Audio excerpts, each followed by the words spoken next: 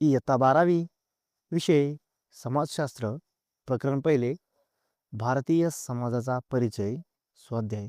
तर मित्रांनो, यामधील प्रश्न क्रमांक 1 दिलेल्या पर्यायांपैकी योग्य पर्याय निवडून खालील विधाने पूर्ण करा. 1. दीक्षा घेऊन बौद्ध विहारामध्ये राहणाऱ्या पुरुषांना डॅश म्हणत असत. पहिले आहेत भिक्खू भिक्खुनी ऋषी, तर याचं उत्तर असेल भिक्खू. 2. स्पेशल मॅरेज ॲक्ट डॅश या वर्षी पारित करण्यात आला. पर्याय 1950, 1952, 1954. उत्तर 1954. ब. पुढील प्रत्येक गटातील चुकीची जोडी ओळखा व दुरुस्त करून लिहा. तर मित्रांनो, जोड्या आहेत राजमार्ग हिंदू धर्म, तीर्थंकर जैन धर्म, सेंट थॉमस शीख धर्म, अष्टांग मार्ग बौद्ध धर्म. तर याचं चुकीची जोडी आहे तिसरी, सेंट थॉमस शीख धर्म. तर याचं उत्तर असेल, योग्य जोडी असेल सेंट थॉमस ख्रिस्ती धर्म. क. प्रत्येक विधान वाचा आणि चौकटीत दिलेल्या योग्य संज्ञा ओळखून लिहा. संज्ञा आहेत दामो समाज, डॉक्टर B.R. आंबेडकर, हरिजन सेवक संघ. 1. राजा राममोहन रॉय यांनी स्थापन केलेली संघटना ब्राह्मो समाज. 2. भारतीय संविधानाच्या मसुदा समितीचे अध्यक्ष डॉक्टर B.R. आंबेडकर. ड. अधोरेखित शब्दाच्या जागी अचूक शब्द लिहून विधाने पूर्ण करा. 1.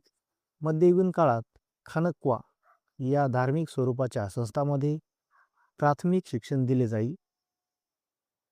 तर अधोरेखित शब्दाच्या जागी शब्द येईल अल्लाह विषयीच्या परमोच्च तत्वांचे शिक्षण. तर पूर्ण वाक्य होईल मध्ययुगीन काळात खानक्वा या धार्मिक स्वरूपाच्या संस्थांमध्ये अल्लाह विषयीच्या परमोच्च तत्वांचे शिक्षण दिले जाई. 2. सत्यशोधक समाज स्थापन करण्यात राधाकांत देब यांचा पुढाकार होता. उत्तर असेल ज्योतिराव फुले. पूर्ण वाक्य होईल सत्यशोधक समाज स्थापन करण्यात ज्योतिराव फुले यांचा पुढाकार होता. प्रश्न दुसरा आहे टिपा लिहा. यामध्ये 1. पूर्व वैदिक काळातील शिक्षण व्यवस्था. उत्तर असेल पूर्ववैदिक काळात शिक्षणाची पद्धत प्रामुख्याने गुरुकुल प्रणालीवर आधारित होती, ज्यामध्ये विद्यार्थी गुरूंच्या आश्रमात राहून शिक्षण घेत असत. शिक्षण पूर्णपणे निवासात्मक स्वरूपाचे होते, त्यामुळे विद्यार्थ्यांचा सर्वांगीण विकास होत असे. अभ्यासक्रमात वेद, उपनिषद, धर्मशास्त्र, तत्वज्ञान, गणित, खगोलशास्त्र व युद्धकला यांचा समावेश होता. शिक्षण मौखिक पद्धतीने दिले जात असे, म्हणजेच पाठांतर, श्रवण व पुनरावृत्तीवर यावर भर होता. विद्यार्थ्यांना केवळ ज्ञानच नव्हे तर नैतिक मूल्ये, शिस्त, आत्मसंयम आणि सदाचार शिकवले जात. गुरुशिष्य संबंध अत्यंत आदरपूर्वक, जवळचे व विश्वासपूर्ण होते. गुरु विद्यार्थ्यांना आपल्या मुलांप्रमाणे वागवत असत. शिक्षणात श्रमसंस्कारालाही महत्त्व होते. विद्यार्थी आश्रमातील कामामध्ये सहभाग घेत असत. काही प्रमाणात स्त्रियांनाही शिक्षणाची संधी होती. गार्गी व मैत्रेयी यांसारखे विदुषी याची उदाहरणे आहेत. त्यामुळे पूर्ववैदिक शिक्षण व्यवस्था ही संस्कारप्रधान, सर्वांगीण विकास करणारी व जीवनमूल्यांवर आधारित होती. 2. मध्ययुगीन काळातील भारतीय स्त्रियांचे सामाजिक स्थान. उत्तर मध्ययुगीन काळात स्त्रियांचे सामाजिक स्थान पूर्वीच्या तुलनेत खालावत गेले आणि त्यांना दुय्यम दर्जा मिळू लागला. समाजात पुरुषप्रधान व्यवस्था अधिक बळकट झाली, त्यामुळे स्त्रियांचे स्वातंत्र्य कमी झाले. स्त्रियांना शिक्षणाच्या संधी अत्यंत मर्यादित मिळाल्या, त्यामुळे त्यांचा बौद्धिक विकास कमी झाला. बालविवाह, सतीप्रथा, पर्दा पद्धती, बहुपत्नीत्व यांसारख्या प्रथांचा प्रसार झाला. स्त्रियांना घराबाहेर जाण्यावर बंधने होती, त्यामुळे त्या प्रामुख्याने घरगुती कामांपुरत्याच मर्यादित राहिल्या. स्त्रियांना मालमत्तेवरील हक्क व निर्णय क्षमता कमी होती, त्यामुळे त्यांचे आर्थिक स्वातंत्र्य मर्यादित होते. समाजात स्त्रियांचा मानसन्मान कमी झाला आणि त्यांची भूमिका दुय्यम मानली जाऊ लागली. काही अपवादात्मक स्त्रिया, उदाहरणार्थ राणी, संत, प्रभावशाली होत्या, पण सर्वसाधारण स्त्रियांची स्थिती कमकुवतच होती. त्यामुळे मध्ययुगीन काळात स्त्रियांचे स्थान मर्यादित, दुय्यम व बंधनकारक झाले होते. प्रश्न तिसरा, फरक स्पष्ट करा. यामध्ये एक, पूर्ववैदिक काळातील आणि उत्तरवैदिक काळातील स्त्रियांची सामाजिक स्थिती. पूर्ववैदिक काळातील स्त्रियांना समाजात उच्च, सन्माननीय व प्रतिष्ठेचे स्थान होते आणि त्यांना पुरुषांच्या बरोबरीने मान दिला जात असे. तर उत्तरवैदिक काळातील स्त्रियांचे स्थान हळूहळू खालावत गेले आणि त्यांचा सामाजिक दर्जा कमी झाला. पूर्ववैदिक काळातील स्त्रियांना शिक्षण घेण्याची पूर्ण संधी होती. त्या वेदाध्ययन, तत्वज्ञान, वादविवाद यात सहभागी होत. गार्गी, मैत्री यासारख्या विदुषी स्त्रिया समाजात आदर्श मानल्या जात. तर उत्तरवैदिक काळातील स्त्रियांना शिक्षणाच्या संधी कमी मिळू लागल्या व वेदाध्ययनावर बंधने आली. विवाहात स्त्रियांचे स्वातंत्र्य कमी झाले. पालक व समाजाचा प्रभाव वाढला. स्त्रियांना स्वतंत्रपणे विवाह निवडण्याचा अधिकार उपलब्ध होता पूर्ववैदिक काळात. तर उत्तरवैदिक काळात बालविवाहाची प्रथा सुरू होऊन स्त्रियांचे जीवन मर्यादित झाले. पूर्ववैदिक काळात स्त्रिया धार्मिक विधी, यज्ञामध्ये सक्रिय सहभाग घेत असत आणि पतीसोबत धार्मिक कार्य पार पाडत.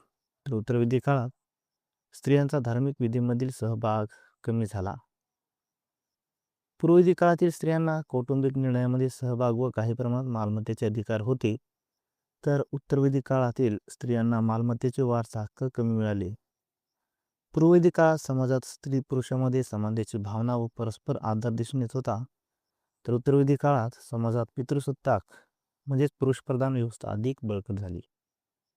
पूर्ववैदिक काळातील स्त्रियांना स्वातंत्र्य व आत्मसन्मान मिळाला होता, त्यामुळे त्यांचे व्यक्तिमत्व सर्वांगीण विकसित होत होते.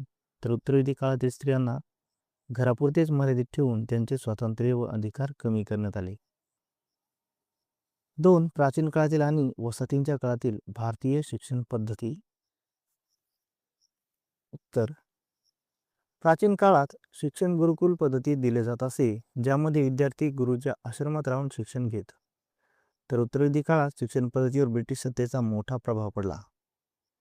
प्राचीन काळात शिक्षणाचा मुख्य उद्देश संस्कार, नैतिक मूल्य, चारित्र्य निर्मिती व सर्वांगीण विकास हा होता. तर उत्तरवैदिक काळामध्ये इंग्रजी माध्यमाचे शिक्षण सुरू होऊन पाश्चात्य विचारसरणीचा प्रसार झाला. प्राचीन काळात वेद, उपनिषद, तत्वज्ञान, गणित, खगोलशास्त्र, आयुर्वेद, युद्धकला इत्यादी विविध विषय शिकवले जात. तर उत्तरवैदिक काळात शिक्षणाचा मुख्य उद्देश सरकारी नोकरीसाठी कारकून व कर्मचारी तयार करणे असा होता. प्राचीन काळातील शिक्षण पद्धतीमध्ये शिक्षण मौखिक पद्धतीने दिले जाई. तर उत्तरवैदिक काळामध्ये विज्ञान, गणित, इतिहास, भूगोल, अर्थशास्त्र यासारख्या आधुनिक विषयांचा समावेश करण्यात आला. प्राचीन काळातील शिक्षण पद्धतीमध्ये गुरु-शिष्य संबंध घनिष्ठ, आदरपूर्ण व भावनिक होते. शिक्षणात शिस्त, संयम, स्वावलंबन व कर्तव्य भावना यांना महत्त्व दिले जात असे. तर उत्तरवैदिक काळातील शिक्षण पद्धतीमध्ये शिक्षण पुस्तकाधारित व परीक्षा केंद्रित पाठांतरावर भर वाढला. पारंपरिक गुरुकुल पद्धती कमी होऊन शाळा व महाविद्यालयाची व्यवस्था निर्माण झाली. प्राचीन काळातील शिक्षण पद्धतीमध्ये शिक्षण जीवन केंद्रित व व्यवहार ज्ञानावर आधारित होते. तर उत्तरवैदिक काळातील शिक्षणामुळे नवीन विचार, सामाजिक सुधारणा व जागृती निर्माण झाली. प्राचीन काळातील शिक्षण पद्धतीमध्ये शिक्षणामुळे विद्यार्थ्यांचा शारीरिक, बौद्धिक व आध्यात्मिक विकास साधला जात होता. तर उत्तरवैदिक काळातील शिक्षण अधिक व्यावहारिक व उपयोजित बनले. प्रश्न 4. खाली दिलेल्या संकल्पना उदाहरणासह स्पष्ट करा. 1. वर्ण. उत्तर, अर्थ आहे, वर्ण म्हणजे प्राचीन भारतीय समाजातील कामाच्या विभागणीवर आधारित सामाजिक वर्गव्यवस्था होय. समाजाचे 4 प्रमुख गटामध्ये विभाजन करण्यात आले होते, त्यामुळे प्रत्येकाला विशिष्ट कार्य दिले गेले. प्रकार. समाजात 4 वर्ण होते. 1. ब्राह्मण, ज्ञान, शिक्षण, यज्ञ, विधी व धर्मकार्य करणारे. 2. क्षत्रिय, राज्यकारभार, युद्ध व संरक्षण करणारे. 3. वैश्य, व्यापार, शेती व पशुपालन करणारे. तर 4. शूद्र, इतर सर्वांची सेवा व श्रमकार्य करणारे. वैशिष्ट्य ही व्यवस्था सुरुवातीला कर्मावर आधारित होती, जन्मावर नव्हती. समाजात प्रत्येक वर्णाची विशिष्ट भूमिका व जबाबदारी ठरलेली होती. उद्देश समाजात कामाची योग्य विभागणी होऊन सामाजिक समन्वय व सुव्यवस्था राखणे हा मुख्य उद्देश होता. परिणाम नंतरच्या काळात ही व्यवस्था जन्माधारित व कठोर बनली आणि सामाजिक विषमता वाढली. उदाहरणार्थ ब्राह्मण वेदाध्ययन व यज्ञ करीत, क्षत्रिय राजाचे संरक्षण करीत, वैश्य व्यापार व शेती करीत आणि शूद्र सेवा कार्य करीत. त्यामुळे वर्णव्यवस्था ही भारतीय समाजातील कामाच्या विभागणीवर आधारित व्यवस्था होती. 2. सामाजिक कायदे. उत्तर सामाजिक कायदे म्हणजे समाजातील अन्याय, भेदभाव आणि वाईट प्रथा दूर करण्यासाठी शासनाने केलेले नियम व कायदे होय. या कायद्यांचा मुख्य उद्देश समाजात समता, न्याय आणि स्त्री पुरुष समानता निर्माण करणे हा आहे. पूर्वी भारतीय समाजात बालविवाह, सतीप्रथा, स्पृश्यता आणि स्त्री भेदभाव यांसारख्या वाईट प्रथा प्रचलित होत्या. या प्रथा नष्ट करण्यासाठी सामाजिक कायदे अत्यंत आवश्यक ठरले. हे कायदे सर्व नागरिकांवर समानपणे लागू होतात. त्यांचे पालन करणे प्रत्येकासाठी बंधनकारक असते. सरकार आणि न्यायालये यांच्या माध्यमातून या कायद्यांची अंमलबजावणी केली जाते. सामाजिक कायद्यामुळे समाजात जागृती निर्माण झाली. त्यामुळे लोकांमध्ये समानतेची भावना वाढली. उदाहरणार्थ सतीप्रथा बंदी कायदा आणि बालविवाह प्रतिबंधक कायदा यांनी समाजात मोठे सकारात्मक बदल घडवून आणले. प्रश्न 5 अ. पुढील संकल्पना चित्र पूर्ण करा. स्वातंत्र्योत्तर भारतातील राज्यसंस्था. उत्तर असेल विधिमंडळ, कार्यपालिका, न्यायपालिका, संघराज्य. ब. खालील विधान चूक की बरोबर हे सांगून सहकारण स्पष्ट करा. 1. वसाहतवाद्यांच्या कायद्यांचा भारतीय समाजावर लक्षणीय प्रभाव पडला. उत्तर बरोबर. कारण वसाहतवादी सत्तेने भारतात नवीन कायदे व न्यायव्यवस्था लागू केली, ज्यामुळे पारंपरिक व्यवस्थेत बदल झाले. या कायद्यामुळे सामाजिक सुधारणा घडून आल्या, जसे की सती प्रथा बंदी, बालविवाह प्रतिबंध इत्यादी. शिक्षण, प्रशासन व न्यायालयीन व्यवस्था आधुनिक व पाश्चात्य पद्धतीची झाली. समाजात समानता, कायद्यापुढे सर्व समान अशी संकल्पना बळकट झाली. त्यामुळे भारतीय समाजात मोठे सामाजिक, शैक्षणिक व कायदेशीर बदल घडून आले. म्हणून वसाहतवाद्यांच्या कायद्यांचा भारतीय समाजावर लक्षणीय प्रभाव पडला हे विधान बरोबर आहे. 2. बौद्ध धर्म हा भारत व भारताबाहेर अनेक भागांमध्ये पसरला गेला. बरोबर. कारण बौद्ध धर्माची शिकवण सोप्या व सर्वांना समजणाऱ्या भाषेत म्हणजेच पाली भाषेत दिली जात होती. त्यामुळे तो सहज पसरला. बौद्ध भिक्षू व प्रचारकांनी देशोदेशी प्रवास करून धर्मप्रचार केला. सम्राट अशोकाने बौद्ध धर्माचा मोठ्या प्रमाणावर प्रसार केला. बौद्ध धर्माचे तत्वज्ञान अहिंसा, करुणा, समता यावर आधारित असल्यामुळे अनेकांनी तो धर्म स्वीकारला. त्यामुळे बौद्ध धर्म भारताबरोबरच श्रीलंका, चीन, जपान, आग्नेय आशिया इत्यादी देशांमध्येही पसरला. म्हणून बौद्ध धर्म भारत व भारताबाहेरील अनेक भागांमध्ये मोठ्या प्रमाणावर पसरायचा झाला हे विधान बरोबर आहे. प्रश्न 6 आपले मत नोंदवा. 1. जैन आणि बौद्ध धर्मामुळे लोकांमध्ये आशा निर्माण झाली. उत्तर माझ्या मते होय, हे विधान योग्य आहे. जैन व बौद्ध धर्मांनी सोपे, व्यवहार्य व सर्वांसाठी खुले तत्वज्ञान मानले. त्यामुळे सामान्य लोकांना ते समजायला सोपे गेले. या धर्मांनी अहिंसा, करुणा, समता व सत्य यांचा पुरस्कार केला. त्यामुळे लोकांना शांततामय जीवनाची दिशा मिळाली. त्या काळातील कठोर वर्णव्यवस्था व कर्मकांडापासून मुक्ती मिळवण्याचा मार्ग या धर्मांनी दिला. स्त्रिया व खालच्या वर्गातील लोकांना समानतेची व आदराची वागणूक मिळाली.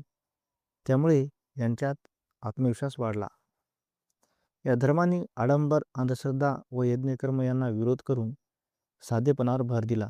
त्यामुळे समाजातील अनेक लोकांमध्ये नवीन आशा, आत्मविश्वास व बदलाची भावना निर्माण झाली. म्हणून जैन व बौद्ध धर्मांनी समाजात सकारात्मक बदल घडून आशा निर्माण केली हे मत योग्य आहे. 2. समाज सुधारणेच्या चळवळी 21व्या शतकातही सुरू आहेत. उत्तर बरोबर. माझे मत होय, हे विधान योग्य आहे. आजही समाजात असमानता, स्त्रीभेद, जातीभेद, भेदभाव, गरिबी यासारख्या समस्या अस्तित्वात आहेत. या समस्या दूर करण्यासाठी विविध समाजसुधारक संस्था व सरकार सतत प्रयत्न करत आहेत. महिला सक्षमीकरण, शिक्षणाचा प्रसार, बाल हक्क संरक्षण यासारख्या चळवळी आजही सुरू आहेत. पर्यावरण संरक्षण, डिजिटल साक्षरता, मानवाधिकार यांसारख्या नवीन विषयावरही चळवळी चालू आहेत. सोशल मीडिया व तंत्रज्ञानामुळे लोकांमध्ये जागृती व सहभाग वाढला आहे. त्यामुळे समाज अधिक समान, न्याय्य व प्रगत बनण्यासाठी चळवळी आजही महत्त्वाच्या आहेत.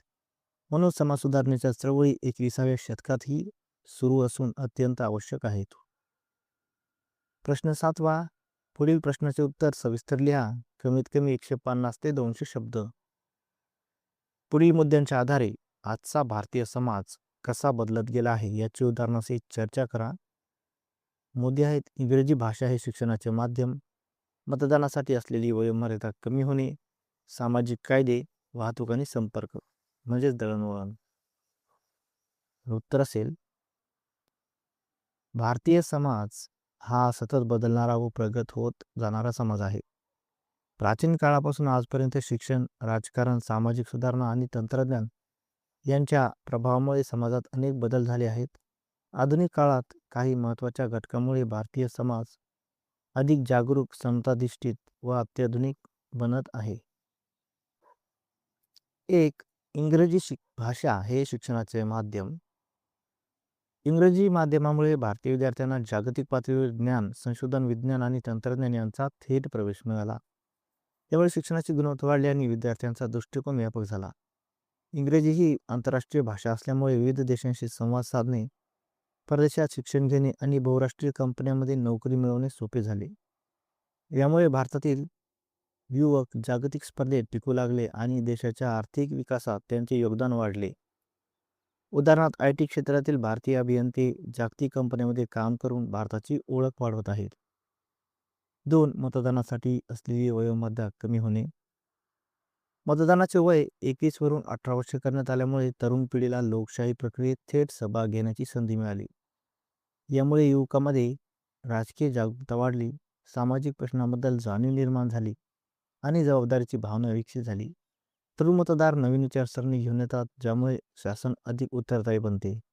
उदाहरणार्थ, आज युवक मतदान करून भ्रष्टाचार, शिक्षण, रोजगार यासारख्या मुद्द्यांवर प्रभाव टाकतात. 3. सामाजिक कायदे. सामाजिक कायद्यामुळे समाजातील अन्याय, भेदभाव आणि वाईट प्रथा कमी होण्यास मदत झाली.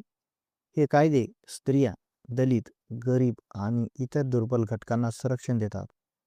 त्यामुळे त्यांना शिक्षण, रोजगार आणि सन्मानाने जगण्याच्या संधी मिळाल्या. समाजात समानता, न्याय आणि मानवी हक्कांची जाणीव वाढली. उदाहरण, बालविवाह प्रतिबंध कायद्यामुळे मुलींचे शिक्षण वाढले. तसेच अस्पृश्यता निवारण कायद्यामुळे सामाजिक भेदभाव कमी झाले. वाहतूक आणि संपर्क. आधुनिक वाहतूक साधने जसे रेल्वे, बस, विमान आणि रस्ते यामुळे लोकांचे स्थलांतर सोपे झाले. त्याचबरोबर मोबाईल, इंटरनेट, सोशल मीडिया आणि उपग्रह तंत्रज्ञानामुळे माहितीचा वेगाने प्रसार होऊ लागला. यामुळे व्यापार, शिक्षण, आरोग्य सेवा आणि संवाद यामध्ये मोठी सुधारणा झाली. लोक एकमेकांशी संपर्क सहज साधू लागले आणि जागतिक स्तरावर जोडले गेले. उदाहरण, ऑनलाईन शिक्षण, व्हिडिओ कॉल, डिजिटल पेमेंट आणि ई-कॉमर्समुळे लोकांचे दैनंदिन जीवन अधिक सोयीस्कर झाले आहे. वरील सर्व घटकांमुळे भारतीय समाजात व्यापक, सकारात्मक आणि दीर्घकालीन बदल घडले आहेत.